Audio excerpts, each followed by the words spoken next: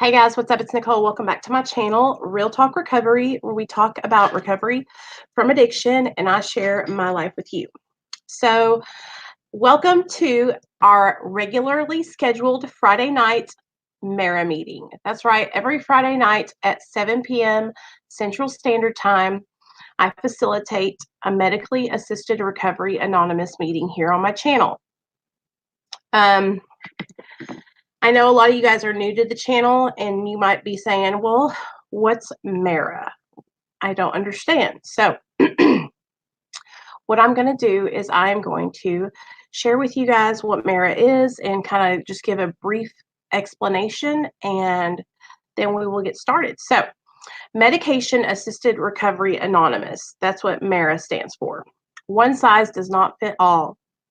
Do you use medication such as methadone, naltrexone, Suboxone, Antabuse, Camprol, Paxil, Provigil, Remeron, Bupropion, Fantorex, Chemstro, Topamax that is prescribed and approved by the medical community to treat various drug and alcohol use disorders? Hey, everybody.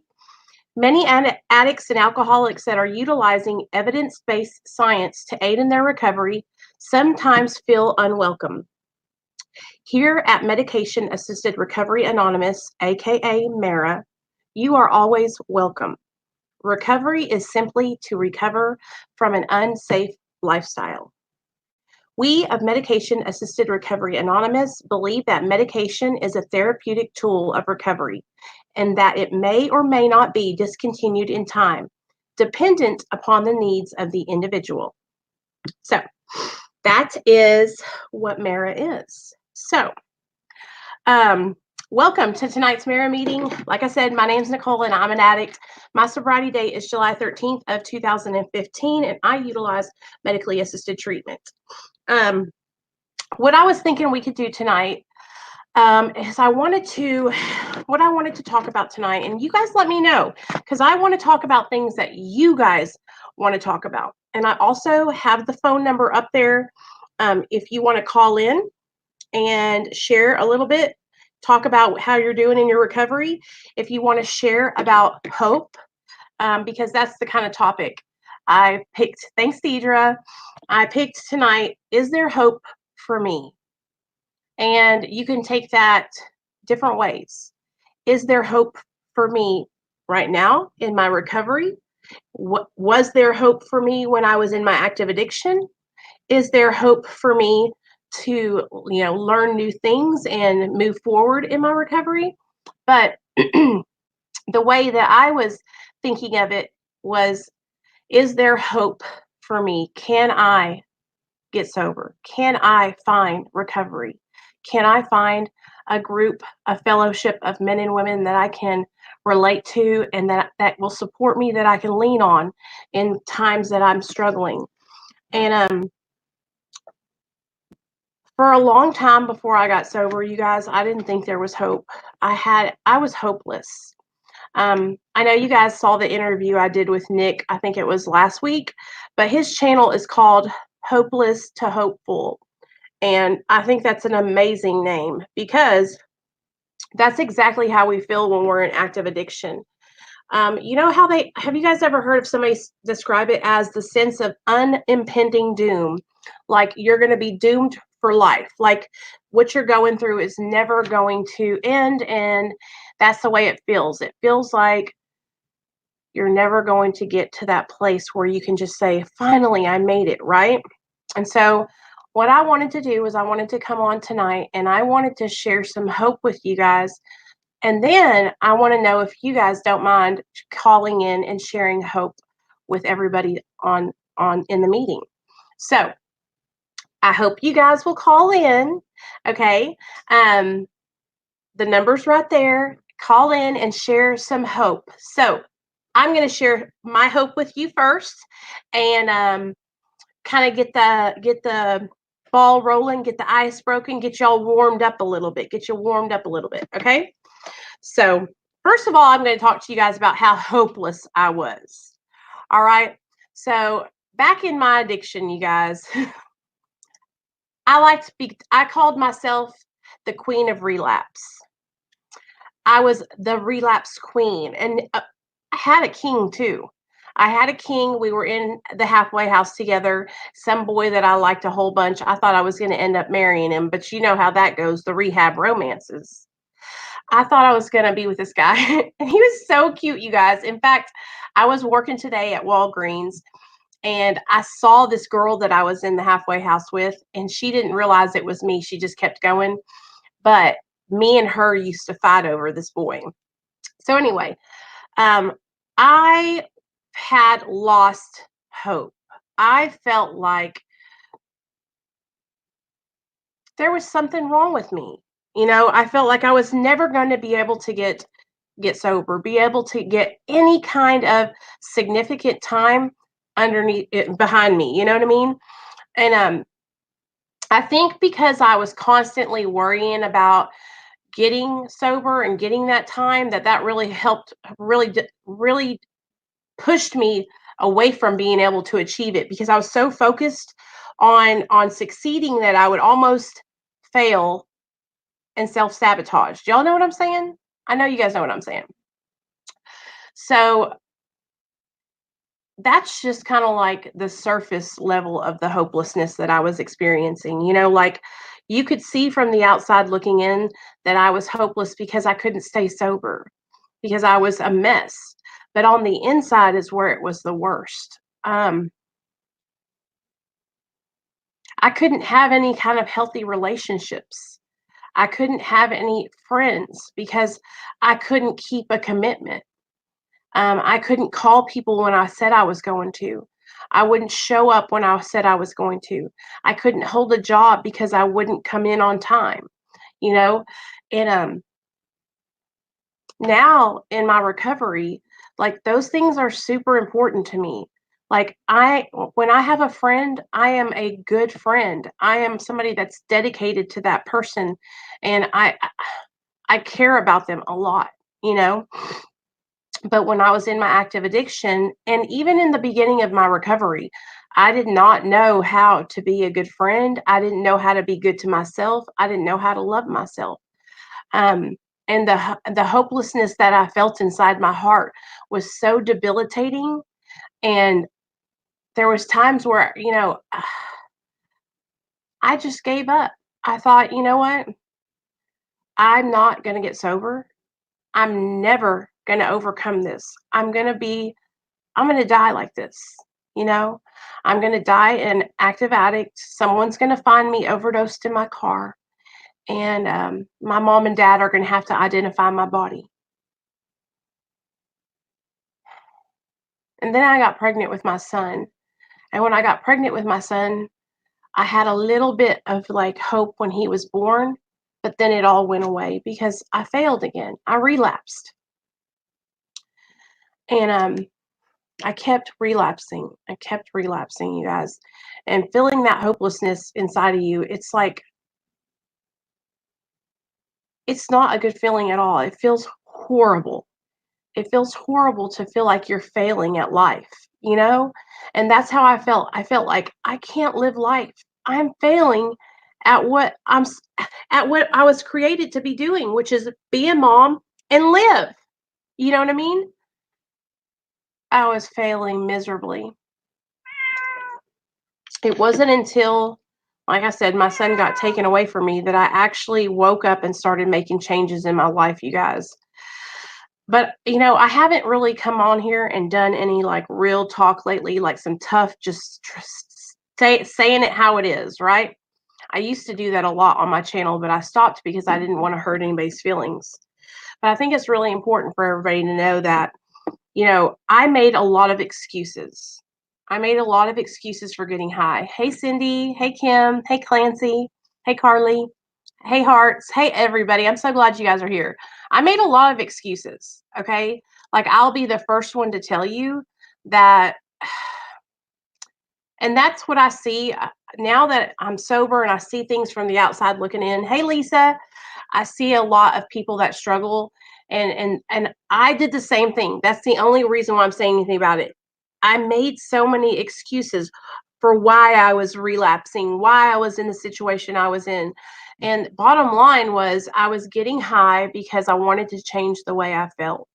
Whether it be behind pain, whether it be behind an emotion, whether it be behind a celebration, it was because I wanted to change the way I felt. There was times when I would get high because I was celebrating. Let's say I got a job waiting tables. I was so excited because I got fired from the last one. Let's celebrate. Hey, Zabe, what's up? Congratulations. That's amazing. 6 months. That's so good, man. That's awesome. How long does everybody have? Go ahead and hit your sobriety dates in the chat right now. Or, 6 months, 5 months, 3 months, whatever you guys got. Shout yourselves out. I'm super proud of you guys, and I want to encourage you guys to keep pushing forward. Okay, so I think what's important for us to have, what has to happen for us, you guys, is that we have to realize that we're worthy of recovery. We're worthy of a happy, healthy lifestyle, right? I think what has happened, 2011, hell yeah, Deidre. I think what has happened, 15 years, good job, Cindy, is we get to a point where we don't care about ourselves. August 21st, 2019, Khaleesi. Good job, Kim. Tony, 5 weeks on Sunday. Hell yeah, Tone. Carly P, 2014. Way to go, girl.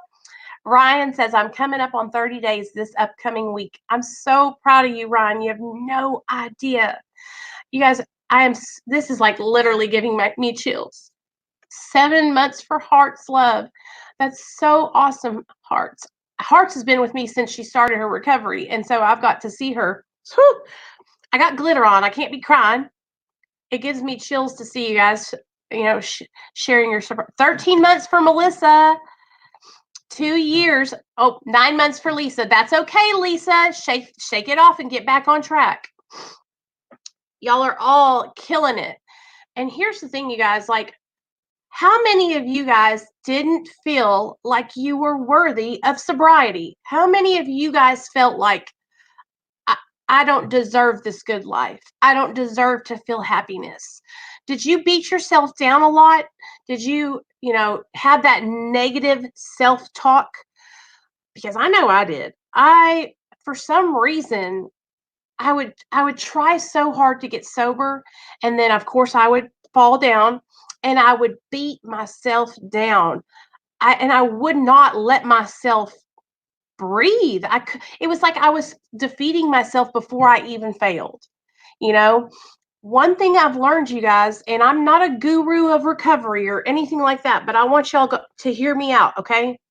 One thing I've learned in my recovery is changing the way we perceive things, life in general. Okay.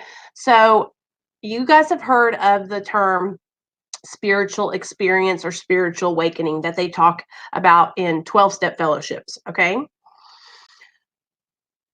What that means is an overhauling of our thinking, a total change in our perception, the way we see life, the way we see things, the way we look through our eyes. Okay. So let's say when we were in our active addiction, the way we saw things was in a poor way. We saw things, we focused on the negative things. We focused on the bad things. We focused on what we didn't have instead of on what we did have. We focused on the time that we lost instead of focusing on the time that we have right now, right? So just like Lisa said, I had 2 years sober, but I relapsed and now I have 9 months. Change that. I have 9 months sober, and I got a hell of a lot of experience for those last 2 years. Okay, instead of looking at it like I had and I lost that, look at it like this. Today, right now, I have 9 months sober. I try to look at every time that I ever relapsed, you guys, as an experience for me to learn more. And now that I'm living my life in recovery and I can look back on the way I used to live my life, I can see where I was making mistakes. I wish I wish that sober Nicole could have been a little like floating angel and could have been like sitting on addict Nicole's shoulder and be like, "Hey girl, hey, you know you don't need to be going out with that boy. You're only 30 days sober. You better go back to the halfway house, girl." I wish that I could have talked to myself, sober me to addict me, because I was making those mistakes and they were simple mistakes, you guys. They were mistakes that if I had just taken suggestions and listened to what people were telling me instead of doing things that I wanted to do, I probably would have gotten sober a long time ago. But isn't it how that always is? And so I could beat myself up and I could say, all these years I lost, all this time I don't have. And I could look back on that and I could I could really be depressed over that shit. Okay. Just straight up. I could really be depressed over it because point blank, period, I lost from the time I was 17 till the time I was 31. I lost a lot of years, but I gained so much life experience. I gained so much, just like, I feel like I can relate to so many different types of people. I've hung out with all kinds of people, all makes, models, breeds, colors, ethnicities. It's amazing. And I look back on it and I think I'm not going to be ashamed or mad at myself for the things that I did in my past. Just like they say, I'm going to use those things that I did in my past to help me to live now in my present, you know?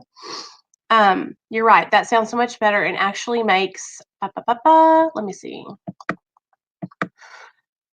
Makes sense. Makes me feel better too. Thank you, honey. Love you, Lisa. Carly, is your relationship with your family getting better? I had to learn to love myself first, for sure. Okay, Lisa, see you later. So I think there's hope, So I think a lot of us just, you guys got to also think about it too. When we were in active addiction, it, it's like this black fog over us, right? It's almost like somebody described it the other day. They said addiction is like being in quicksand. Addiction is like being in quicksand. It will just keep sucking you down. And the only thing that is going to get you out of that quicksand, right? You got to get like a board or something to put it underneath you so you can step on it and then jump out. A foundation, right? A support system like we all are having now. Hey, Captain, that's what we are all building as we speak right now. We're building a foundation. And that quicksand is always over there, right? I could step in that quicksand tomorrow and start sinking, right? But we have to start, I had to start putting things in line in my life to help me stay accountable. So one thing I need to tell you guys is I want y'all to know, like, I talked to a sponsor who I talk to about everything, everything. I tell her about when I'm going through something on YouTube. I tell her about people if they comment an ugly comment. I mean, I talk to her about everything. And so everything that I go through, like I run it through somebody else because honestly, sometimes I need to ask, is my thinking in the right place? Or am I sometimes I think maybe I over exaggerate, or maybe or maybe people think that I'm overly dramatic, but it's not that at all. It's just that now in my sobriety, I really care about others. I care about their well being. I care about especially people that are in recovery. I want to encourage other people that are in recovery. I want to be an inspiration and help them to say, hey, wow, if Nicole Pludre can get sober and she can change her life, then maybe there's actually a chance that I can do it for myself. You know what I'm saying? Because I remember there was this girl that I looked up to so much. Hey, Leroy. Hey, Angel. I looked up to this girl so much, you guys. She actually told her story at the first treatment center I was ever in. She came in, she told her story, and I was just like mesmerized, right? Because her story was so much like mine, and she was just like, she reminded me, me and her would have been best friends out there in them streets. You know what I'm saying? And so I remember I just looked up to her so much, and I thought, wow, I want to be sober like her. I want to get my life together like her. Wow, she used to be just as bad as I was, right? And so I really, really like, she inspired me to like try and keep trying and keep trying.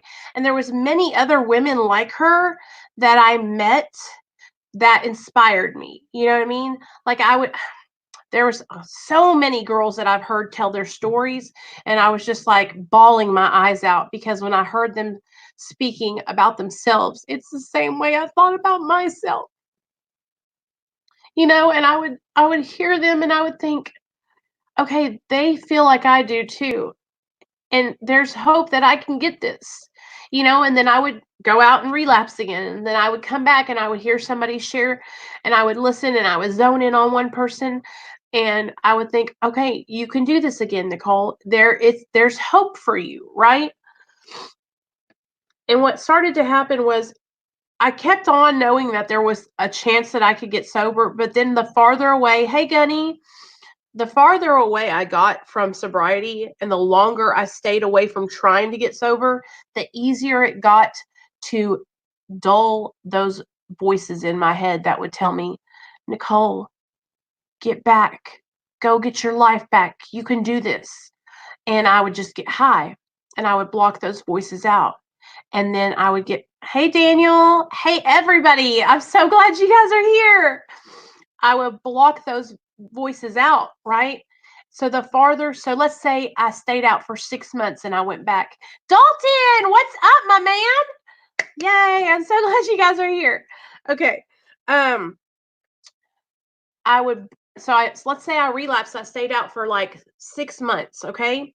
Then I came right back and I got back on track. And then I relapsed and I'd stay out for 8 months and then I'd come back.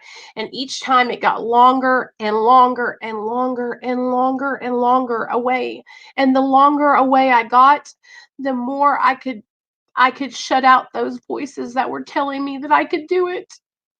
The more the hope for me that I could change, the quieter that voice inside of me that would push me, and the easier it became for me to just cancel those voices out, you know?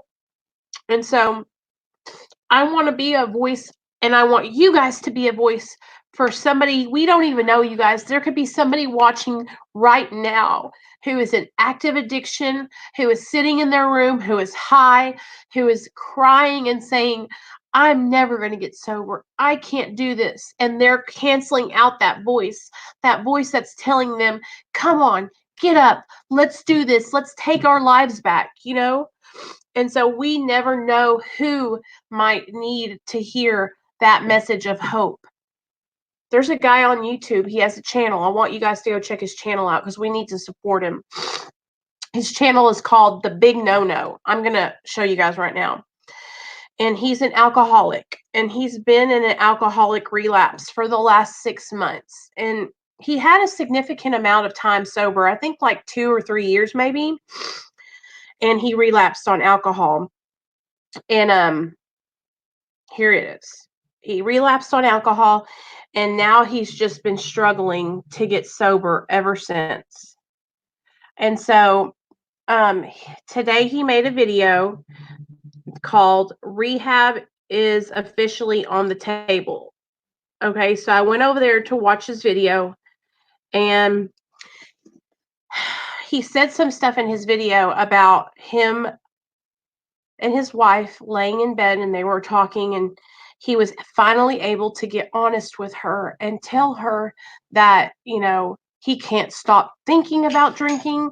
Like, that's all he does. He'll drive to the liquor store, and he'll sit out in the parking lot, and that's all he can think about is this obsession. Well, they talked, and they gave each other a hug and a kiss, and he tucked her into bed, and he went and he drove to the liquor store. And he sat outside of the liquor store, you guys, and he said, I was going to call my sponsor, or I was going to call my dad, but I didn't. But I prayed and I said, please help me. And then I said to myself, please help you. Come on, you can do this. And he said, and I left and I didn't get any liquor.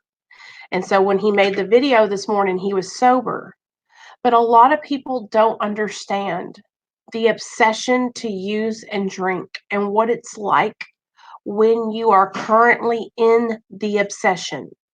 All right. A lot of the times, like right now, I'm not obsessing over using and drinking alcohol or using drugs. I'm not in obsession. Okay.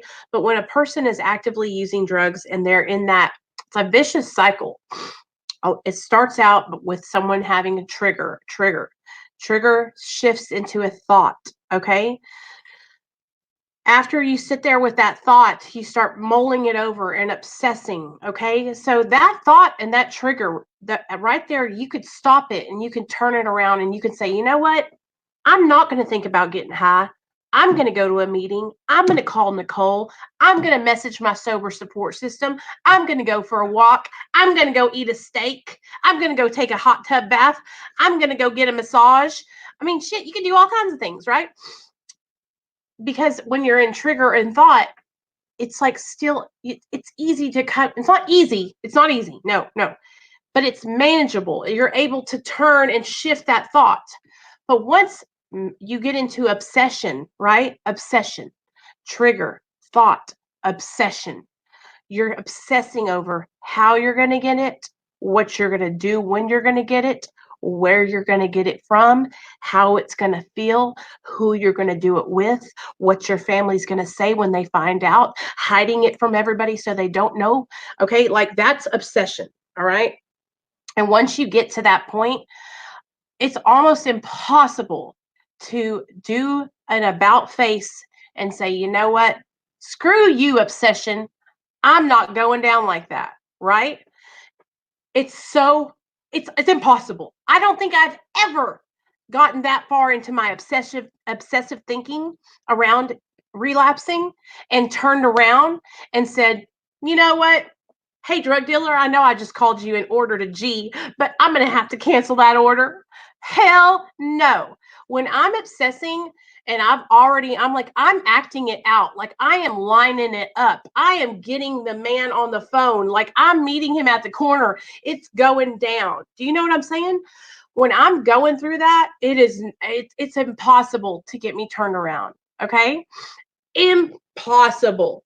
So what happened to Noah is he was obsessing. He drove to the liquor store and he sat outside the liquor store and he turned around and left.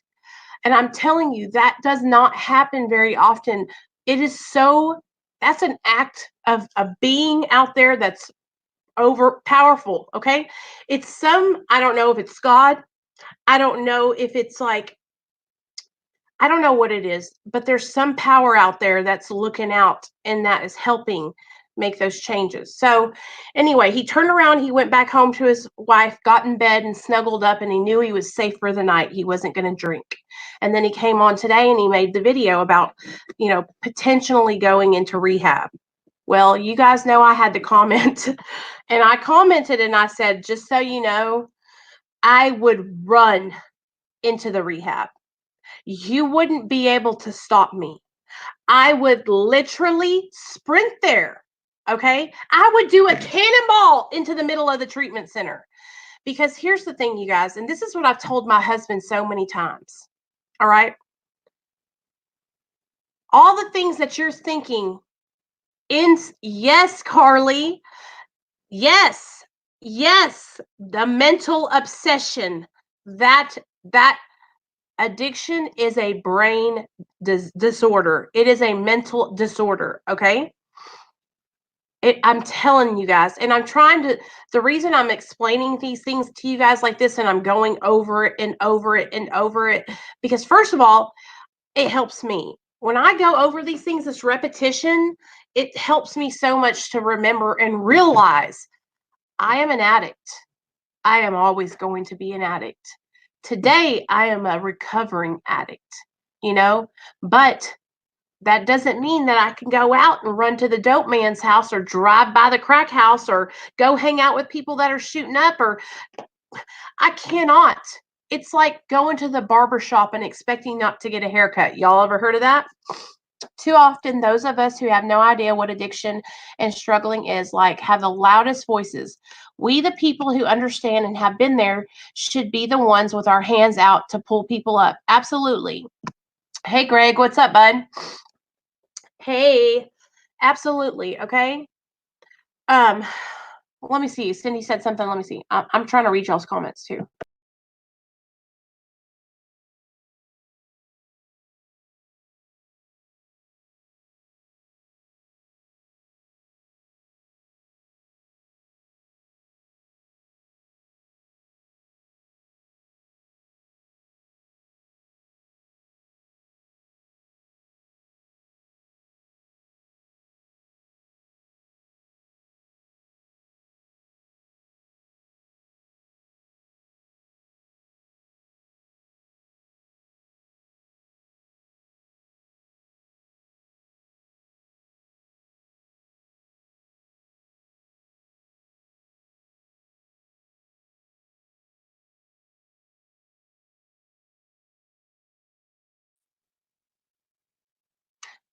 Sorry, y'all.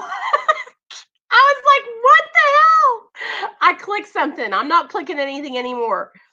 Um, sorry about that, you guys. Sorry about that, you guys. Am I back? Am I back? So there you go. Okay, thanks, you guys. Sorry about that. Okay, so anyway, I repeat a lot of these things, like this whole disease concept and the cycle that the addiction takes. Peekaboo, I see you. I repeat it, you guys, because here's the tea. Okay, first of all, I am such a hard-headed. I could bang my head against the wall 16 times and keep running into the wall. That's how I was in active addiction.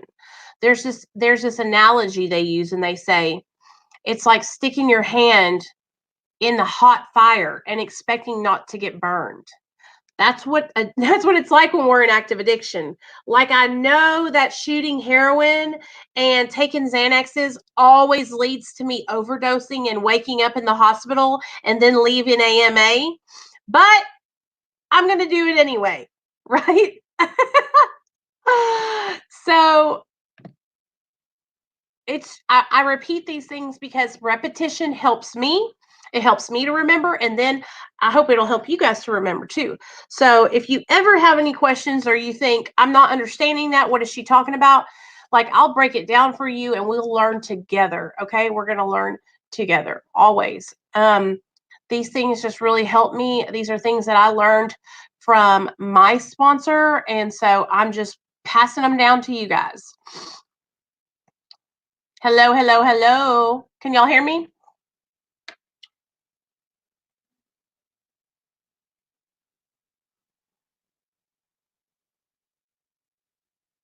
Okay, here we go. Hey, Daniel, can you hear me now? I think you guys are like coming back at different times. I'm here though. Like, but should get better, guys. She did lag. Okay, I'm so sorry, guys. I'm gonna kind of hang out and wait for just a second so that way we can all get back on the same track. But so he, like I said, he went down to the liquor store, didn't end up getting any liquor, and he went home. Okay, and he went to sleep.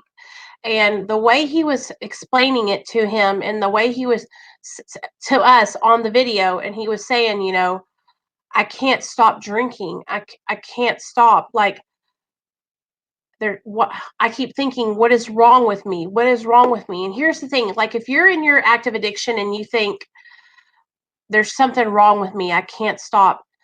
I mean, no, you have the disease of addiction. It is a progressive illness. It gets worse, never better. Okay. So you're just struggling. And so if you ever get a chance, you guys, to get help, okay, then go for it. Go and get help. All right. Does this mean that we all have OCD? Well, I don't know about that because y'all know I'm not a doctor. I'm not a doctor. But that mental obsession, because that's what we do. We hone in on that substance, and then we obsessively think about it, we obsessively want to use it, just like, and even with drugs that are not physically addicting, like let's say it's not alcohol, not benzos, not opiates. Let's say like I was addicted to methamphetamine and cocaine for a long time.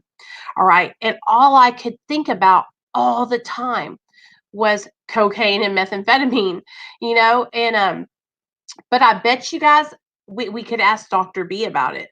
So why don't we? This is what we're going to do. We're going to do it right now. I'm going to go over to Dr. B's channel and I'm going to comment and ask him, like, what is the correlation between obsessive compulsive disorder and the obsession to use drugs and drink?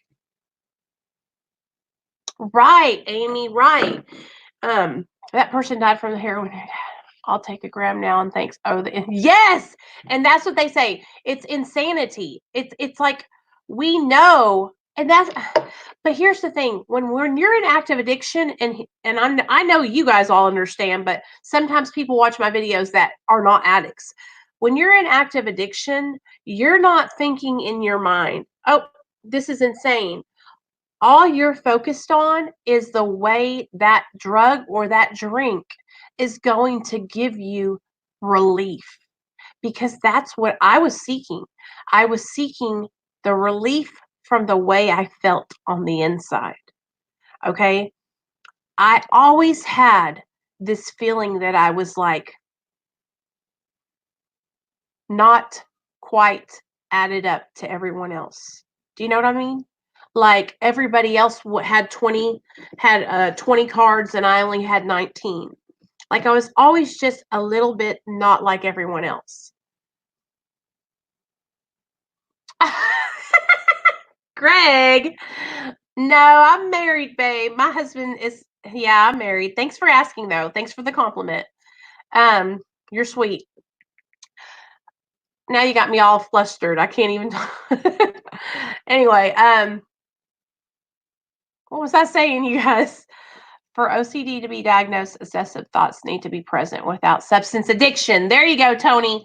But I'm sure addiction triggers similar brain patterns. Thank you for that, Tony. Thank you. So to be diagnosed without. So here's the thing. You know what, you guys? Have you guys ever went? Okay, now we're kind of like delving into other areas. So if you guys have anything that you want to call in to give somebody else hope, I got the phone line on. Don't feel pressured. Only if you want to. If you want to call in and share some hope with us, I take the call. But now let's talk about mental health. Okay, so I was talking to a guy on the phone the other day. He called and who was it I was talking to about bipolar? Anyway, I'm not going to say who it was because I'm not sure, but I don't want to say their name anyway. They were struggling and they were getting put on a bunch of different medications for bipolar disorder. Okay. But they're not sober right now. Okay. So they were going to the doctor and they were getting put on all these different medications for mania and really, extreme highs, extreme lows, but they're not sober. One thing my doctor always has told me is that before I get diagnosed with any kind of like mental stuff, right? To make sure that I've been sober for a year. 2 years would be even better. All right. So when I got into the clinic and I started going to therapy, after I had my first year sober, my doctor called me in and he did what is it called? A psychological evaluation. Okay. On my first year, had 1 year sober. I came out because here's the thing. A lot of people wanted to say that people that, hey Shay, a lot of people that had to do with my son when he was taken from me, that were involved with the courts, they're trying to say that I was mentally not fit, that I was like unstable or something, right? And like I said, I do wear my heart on my sleeve. Yes, I show emotion. I show vulnerability. When I feel, I feel. When I share about something that's sad and it gets me to crying, I'm going to cry. I don't hide it. I'm not ashamed of the way I feel. I'm not ashamed to show that I'm vulnerable. I'm not ashamed of my emotions. In fact, I feel like they're one of my greatest strengths. I love the way I am. I love feeling feelings now because for over 13 years, I didn't feel one single feeling. I was so numb from drugs and alcohol that I didn't feel anything. Anything. I barely felt it when I gave birth to my son. Like it was very, very hard for me. I was extremely numb for a long, long time. So I feel my feelings, and anyway, so the courts were like trying, not the courts, but the attorney at Litem and then some other people that were trying to get my son and keep him from me were trying to say like, oh, she's bipolar, she needs to be on medication before she can have her son back, yada yada yada. So I had a psychological evaluation um, at 6 months sober through the courts. Then I had one at a year sober. Then I had one at 2 years sober. And then I had one at 3 years sober. And every time I've ever had an evaluation, I've always been ruled out that I do not have bipolar disorder or any other personality disorders or anything like that. I do have generalized anxiety disorder and depression, but it's not. My husband has, what is it called? It's like severe depression. I don't know what the word for it is, but it's another term that they something depressive disorder, and they say that. But I'm no bipolar or anything like that. But what I'm trying to say, the reason I'm telling you guys this is because I had to get I had to get 3 psychological evaluations, just to get to a point where I finally have like a legit I have a diagnosis that I believe to be legit. It's like I feel that in my soul. Have been shown to really help in CBT. Other therapies can help with underlying reasons, but symptom management is the main goal. Amy, Cindy's Journey, a new antidepressant I am on says it could treat OCD as well. That's great, you guys. I'm so glad that you guys are in here and you're sharing and all that stuff. And listen, no shade to anybody that's bipolar. Okay. My sister is bipolar and she has my sister's bipolar. She has antisocial personality disorder. She has something defiance disorder. She's got a lot of stuff. My sister got diagnosed to where her disorders and her mental illness is bad enough to where it prohibits her from being able to work a full-time job. And she got by the state, they give her that what is it called where you can't work, so they give you social security disability, that and so yes, Cindy, yes. For the longest time though, you guys, like for the longest time I couldn't feel, but I want to share something with you guys. Before I got on drugs, when I was in like kindergarten to I think about 10th grade is when I started dabbling on drugs. From kindergarten to 10th grade, I always have been super just I feel for people, and I feel when I have friendships, like I mean, I had a friend, I'm going to share this with you guys, okay? I was friends with a girl from the time I was in kindergarten till 4th grade. Her name was Jessica Jones. I'll never forget her. And when we were in 1st grade, I think, she got diagnosed with leukemia. And she lost all her hair. And she was coming to school and she had to wear the beanies and stuff. And I went to school with her and I would wear my beanies and I would tuck my hair up into them and I would go everywhere with her. I wouldn't leave her alone. She was my best friend. We had this huge birthday party for her at her parents' house. But at the time, her mom had remarried and married this guy that was just like kind of not cool. And it was just something happened and he was yelling at her and she was so upset and she was crying and we ran into her room, shut the door, and she was just crying. And I was sitting there holding her, and I was like, this is like first or second grade. She was my very good friend, but I've always just like been strong for my friends. And like when she passed away, I was in fourth grade, and it was devastating. I remember just crying and being so, so sad, you know? But it's like I've always had such strong feelings for people that I care for, you know what I mean? Like, and it's not anything, it's nothing like I just care about people. And I don't know, my dad's the same way. My dad is, we are exactly alike, you guys. He is super, um, he doesn't cry, but he's very emotional, And so when I was in my addiction, I can remember my dad saying, "Why don't you just stop? Why don't you just stop? Why don't you just stop?" And I would just be crying because I didn't know how to stop, and he would just beg me, "Please get sober, please get sober." And I didn't know how. I didn't know what to do. I didn't know how to get sober. But I guess the whole point of tonight's meeting was I wanted to just let you guys know that if you guys are struggling, or you're just going through a time in your life, let's say you're sober, right? Let's say you're sober. Hey, Apache Wolf, it's okay. Come on in. Come on in and sit down. Pull up a seat.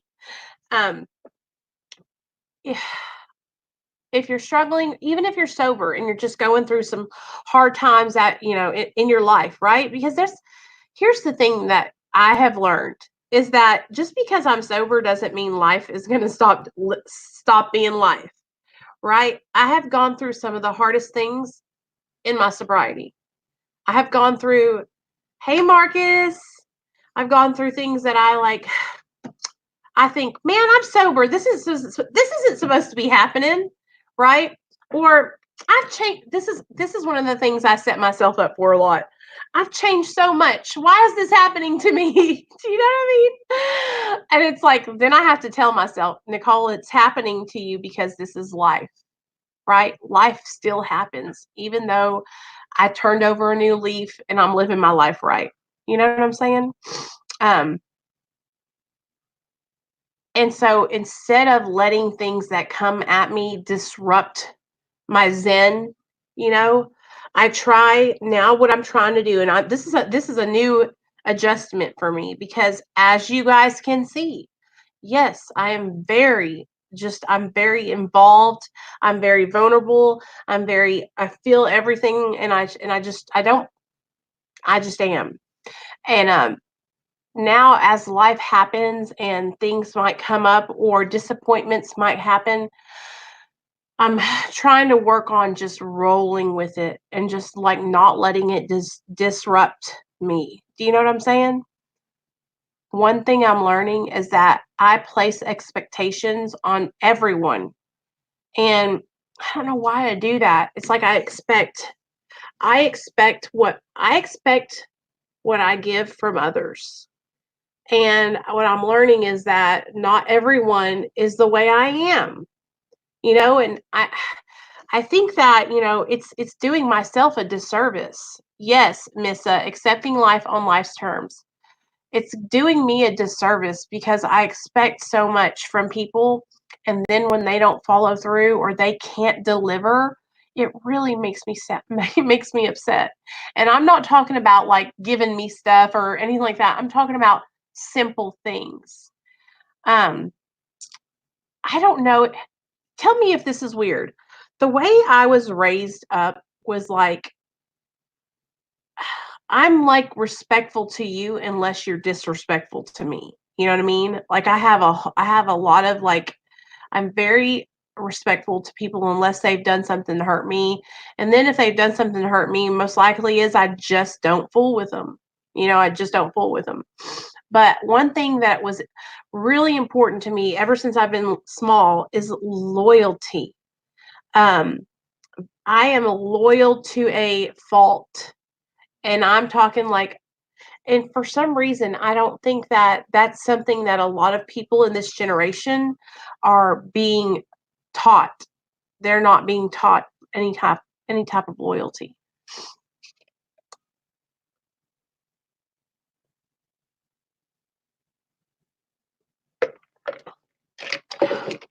And I don't know if it's like a criminal thing because I think in my mind, okay, because remember, like in my active addiction, we have that mentality where we don't tell on anybody, right? Like no snitching on folks. That's that mentality from the streets. Maybe this like loyalty, respect is like a street mentality. I don't know, but I mean, I don't know. And I feel like, yes, Miss Ride or Die.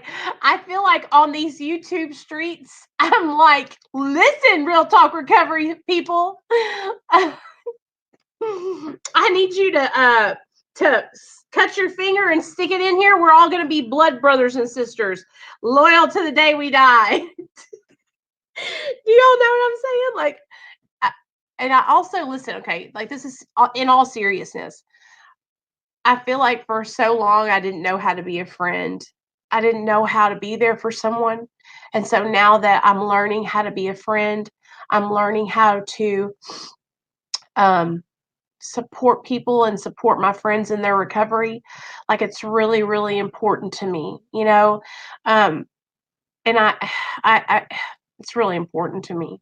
It's really important to me. That's why I want you guys to know how important it is to me that you guys, like, I want y'all to stay sober and I want you guys to be happy and I want you to succeed in your recovery. You know, remember what I told you last night about my brother? I felt horrible when I told on him, but it may have saved his life. Deidre, yes, yes, it did save his life. I almost lost my best friend because of addiction. I'm talking day one, first birthday party. I'm 35 and my mother told me to respect and always have self respect. Yes, Angel, you're a great friend and supportive. Love you, Shay. Oh, I love you, Missa. Don't cry. You guys, I don't know if y'all know this, but me and Missa were in treatment together when she was 19 years old. Oh, she was a baby and she was crazy as hell. And I was like 26, I think, because I'm like 7 years older than you. But in my household, there was a saying, never be the one to throw the first punch, but always throw the last. Y'all don't want me to come on Real Talk Recovery in person. Me and Nicole are going to be cackling and crying. Yes.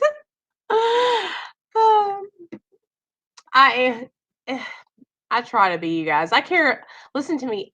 I really do. Like, I think that a lot of people don't understand. Like, they're like, how can she care? Why does she care? But I'm telling you, like, getting sober changed my life forever. Okay. I used to not give a damn about myself or anyone else. Okay. But when I got sober, you guys, I got my son back and I started working. This is what changed my life. And I've got to be honest with you guys. When I started working the 12 steps, it changed my life. That's why I'm so excited to get the Mara book so we can learn about the 12 steps of Mara because it changed my life when I started seeking God, a higher power. When I started seeking a higher power and connecting with that higher power and learning about what why I was using and why I was doing the things I was doing, I still live by the G code in my sobriety. Y'all, I show up at trying to fight everyone refusing to eat. Nicole said, "You better eat, bitch, or they will send you off Baker Act style." Here in Dublin, the culture in general is no snitching. Even just friendly small talk with police is frowned upon. If the police wanted friends, they wouldn't have become police. Tony, I didn't know you were in Dublin. That's so awesome. I bet you have a sick accent, huh?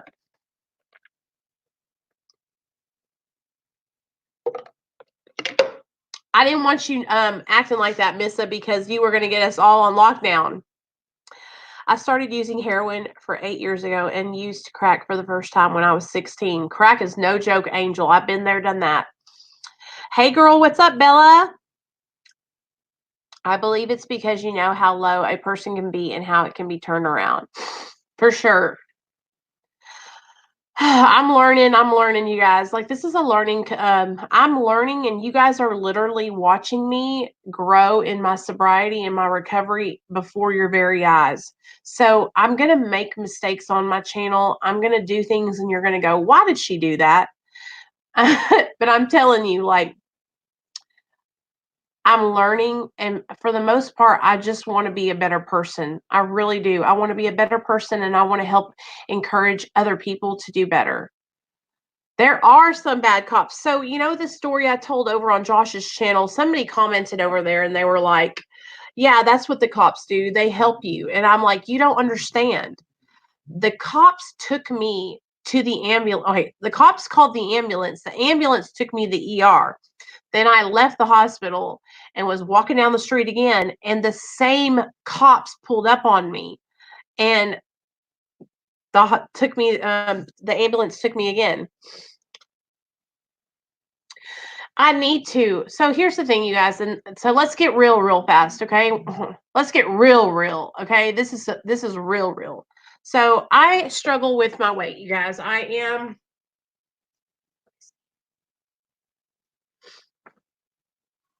am about 220 pounds, and I'm only like 5'6", okay? 5'5". And I struggle with my weight, and it's probably one of the biggest insecurities I have since getting sober.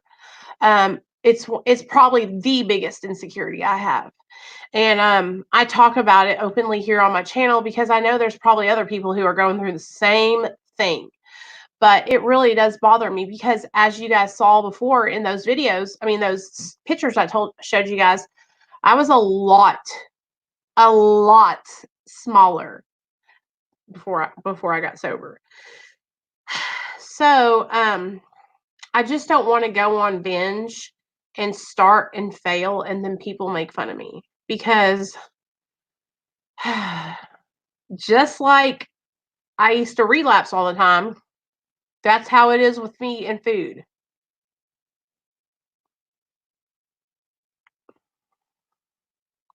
I had a car. What? I would take 30 pounds. I would give it to you, girl. I would give it to you. Love you, Michelle. It's okay, girl. We're just talking now. We're just talking. We're just chopping it up now. Thanks for coming, Michelle. I appreciate you, girl. Oh, it's going down the drain, Shay. All the way down the drain. I'll tell you one thing, you guys. My hormonal acne I was telling you guys about. I got this stuff from Sephora. I've got to share it with you guys. It's by Murad, and it's a blue gel that I put on my acne spots every night, and it has cleared my face up so well. Um, tomorrow's Saturday, right? Okay. Tomorrow night we have Avalon coming on the channel. She's going to share her experience, strength, and hope. I'm so excited. But before Avalon comes on the channel tomorrow, I'm going to declutter a bunch of makeup and stuff out of my drawers. So I'll probably, hey Misty, that's okay, girl. I'm glad you made it in. Um, I'm going to declutter a bunch of makeup. Last time I decluttered a bunch of makeup, I sent it off to girls that were on that live stream. So if any of you girls aren't doing anything tomorrow, come into the live stream. You'll see me. That's labeled makeup declutter, and you'll get some free makeup. Okay. Okay. Okay.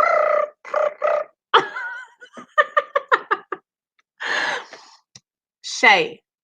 Okay, here's another thing that I heard somebody say that was so inspiring. So I watched this guy here on YouTube. I'm going to show y'all all these channels, and I love y'all so much. His name is Papa Swolio. Okay, he has a channel all about fitness, and his program that he has is called "Fuck Your Resolution." Okay, fuck your resolution. And so his whole thing behind that is, why wait until New Year's Eve when you can get started now? So a lot of us might have had New Year's resolutions to get sober. Fuck your resolution. Why wait until New Year's to get sober when you can get sober now? So Just like Papa Swolio inspires me to say, fuck your resolution. You need to start eating healthy now. Do you see how I can sit here and I can share with you guys about getting sober and changing your life and doing that? But for me, it's like I'm still stuck in active addiction with food. Do you hear what I'm saying? Like I'm still in the middle of my obsessive, obsessive compulsiveness around food. Okay. So it's easy for me to come on here and say, you can do it. Get sober. Yeah. Because I'm on the other side, right? I'm on the other side and I'm looking back where I came from. But right now, I'm right in the middle of being a fat hog. And it's hard when you're right in the middle of it. Real in the middle. Okay, Bella, you got it, girl. I love the promises. I might even have a video. Hold on, let me see if I have a video I can share it with you because I've done that before. Girl, I've had this channel. I've got over 1,000 videos. You know, Nicole's got all kinds of videos. Um, but I think I have one for you. But we'll do another one just for you. Okay? And I'm telling you, promises.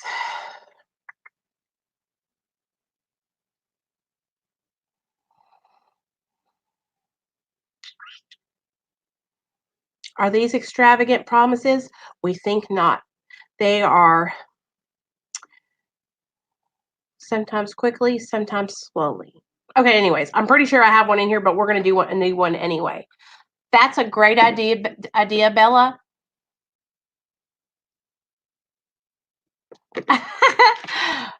That's what I called myself, Nicole. Oh, I know, Misty. Listen, you guys, and we're beautiful. Listen, I'm beautiful. Y'all are beautiful. We're beautiful no matter what. Because you know what makes us beautiful? Ashton, what are you doing?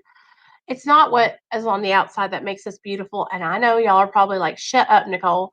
But it really is true. It's about what's on the inside. It's about our hearts. It's about just how we treat others. You know what I mean? Like you can be a fine as hell and be a shitty person and be the ugliest person in the world.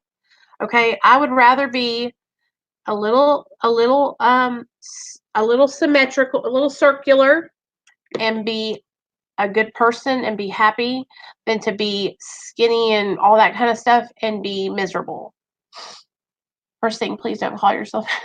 Addiction switches around and attacks in different areas. I have been having problems spending too much money. Cindy, girl, I can totally relate to that. So listen to this, you guys. My addiction started out, right? It was started out with food. Then it went to spending money, okay?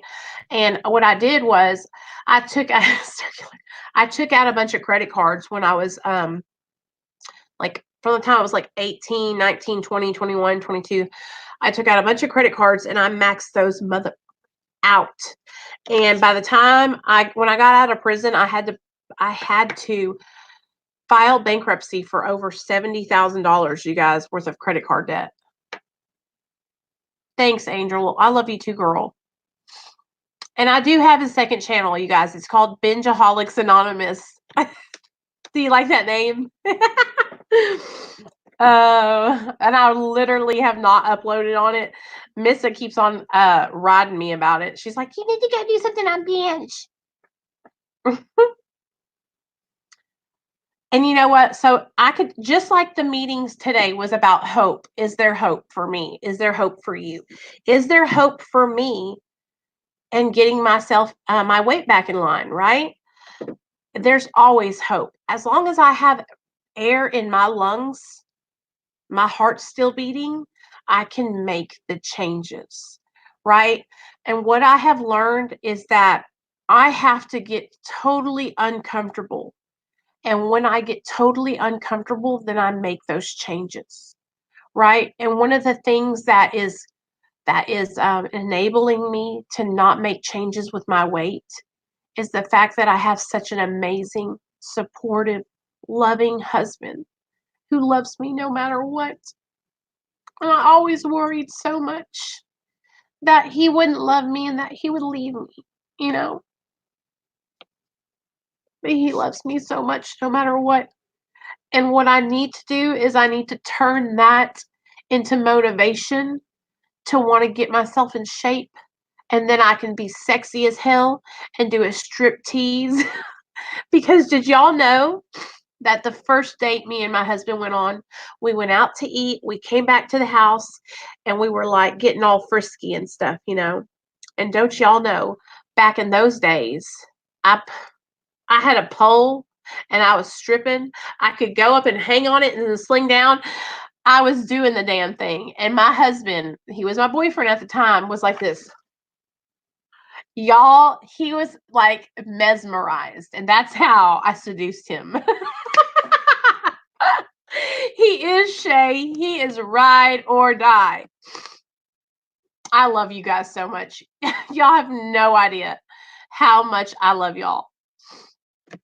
Cindy, what you doing, girl? We can do this together though. And listen, I talked to you guys about this just openly. Like, yeah, I struggle. I struggle with my weight. I really, really do. And I really am self-conscious about it. But you know what? I can be self-conscious about it and be honest with you guys about it. And you guys know, like, I'm not ever going to act like I'm something that I'm not. Like, I really do struggle in that area of my life. I need I need a nutritionist and a trainer. I need somebody to teach me how to go shopping, how to buy things that are healthy and that will make meals, because I need to be trained in that, because it's only me. Exactly. Now, where's the Ben and Jerry's, baby? Give me the pistachio ice cream. That's my favorite. Um, I need help learning how to like make dinner for 3 people, me, my husband, and my son. Because what happens is a lot of times, you guys, I make so much and then we have leftovers for like days. I don't know how to cook for just a couple people. It's just everything I'm learning. All these things I'm still learning, you guys. Like, I just want y'all to know that when you get sober, there's so much stuff that changes and there's so much to learn, and it's just like I'm just right in the middle of everything. I'm right in the middle of learning all the new things. But anyway, now I'm just talking and being silly. So I love you guys. Is there anything you guys want to talk about before I leave? Or is there anything you guys want to say? Or is there anything you guys want to ask or talk to me about? Yes, Shay, that's exactly what it is, girl. My mom, I'm used to cooking for 5 people.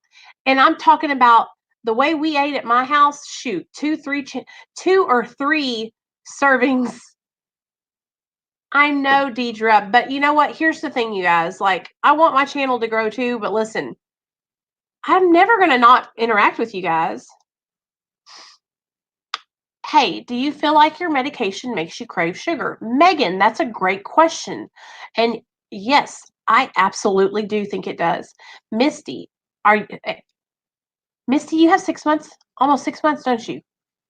Yeah, because you just celebrated 4 months, didn't you? Man, time is going by so fast, you guys. So, yeah, Megan, I do think it does make me crave sugar. I'm really looking forward to seeing the interview with Avalon. I am too, Cindy. And listen, you guys, like, the main purpose here on Real Talk Recovery is to share hope and to not exclude anyone. All right? I don't want anyone to feel like their recovery is not good or valid, because I have been there, okay? I like to ask you to pray for me, please. Oh, absolutely. I will. I'm writing your name right. Look at me, Zabe. I got you down. I'm writing you down right now, honey. Um, I will. I promise you. And Zabe, if you want to text me on this phone number right here, you can text me, okay? And I will actually, send you a prayer on the text. For me, with my weight, totally uncomfortable, was struggling to tie shoes and wipe my ass. Daniel, okay, exactly. Then you got to be all embarrassed, like, yeah, I'm returning 3 leggings and 12 of the same earrings. Yes. Shay, I love you, girl. I'll pray for you too. You know what? If y'all write down if you want me to pray for you, and I'm putting you on my prayer list. And guess what? I'll even get Mama to pray for you guys too, my mom. Okay? Because my mom is a prayer warrior. Whenever I'm going to share one more thing with you guys, okay? When I was in active addiction, I would come home to my mom's house and I would be just gaunt. I would be 100 pounds, just sickly looking. And I would be coming off of like days and days and days without any sleep. I would come to my mom's house and I would be in hallucinations. So my mom would sit on the bed and I would lay on the bed and I would put my head in her lap and she would rub my hair as and try to help me to fall asleep. And she would pray for me and pray over me as I hallucinated, talk to myself. And she would sit there and pray as I was trying to fall asleep, but I would hallucinate the whole time and talk to myself. And so my mom was always praying for me, always. So my mom is, I put my mom through so much. I put her through so much in my active addiction. She had to watch me dying. She had to watch me dying, and that was the hardest thing. Now, when I look back on that, you guys, and my mom and me, we have an amazing relationship. I got you, Missa.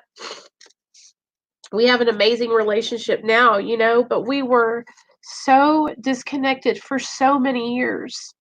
And I'm just so grateful to have my mom back in my life. I just love her so much. I just can't believe I put her through so much. And I know she forgives me. What's Lace listening to? Do you remember what you were hallucinating about? Yes. Can I tell you what it was? So a lot of the times when I would go into these hallucinations, I would hallucinate when I was back in high school. And I would, so the picture I showed you guys about of me when I was in the cheerleading outfit? I used to be on the Steppenwolves and we would do this dance and it was to it's just a thriller. Michael Jackson in the night. It was like a Halloween dance that we did when I was like in 10th grade. And for some reason, every time I would hallucinate or like nod off, I would start dancing or singing that song. And so my mom would tell me, "Do you know what you were doing?" And I would say, "No, Mom, what?" She'd go, "You were doing your old Steppenwolf dances." So I'm telling you, the only reason I remember that, is because my mom told me. Otherwise, I had no idea. I would come out of it and I would wake up the next day and I would not remember anything. And then when people would tell me those things, that I was doing those things, it would make me so mad because I would be like, "No, I wasn't. No, I wasn't." Oh, Angel, I'm so sorry, girl. And my mom comes in the chat all the time, you guys, and she'll be here for you guys too. She always comes in and just chats with everybody, and she's on the Facebook page too. So if you guys join Real Talk Recovery, the Facebook page, it's the same as the YouTube channel. Um, she'll be over there too and talking to everybody. So, but anyways, I love you guys. I'm really glad that we had this little meeting tonight. And just know that if you need me or you need to talk, you can always reach out to me. Um, I'm always here, you guys. All you got to do is text message me. I'm just a text away. And I will see you guys tomorrow night at 6 p.m. Central Standard Time for Avalon's story. All right. Ooh, I'm excited. All right, guys. See you later. Thank you for coming tonight. It was a great meeting. Now I got to figure out how to get myself off here because I always sit here and look. There we go.